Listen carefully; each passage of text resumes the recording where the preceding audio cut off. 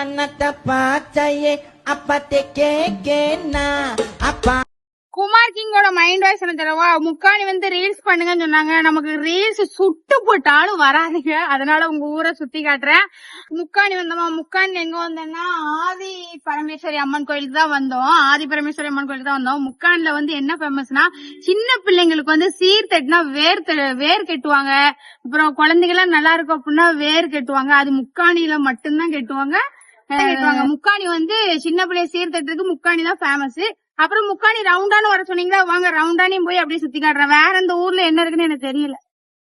Marudhu அபிஷியலோட mind voice என்னன்னா, முக்காணி ரவுண்டான் வாங்கக்கா. நாங்க இந்த 2 கமெண்ட்டுமே இன்னைக்கே பண்ணிடுவோம். ஏன்னா முக்காணி ரவுண்டான் பக்கம் தான், அதனால 2 கமெண்ட் பண்ணுவோம். முக்காணி பத்தி எனக்கு தெரியல, தெரிஞ்ச வரைக்கும் நான் உங்களுக்கு வீடியோ போடுறேன். ஓகேவா?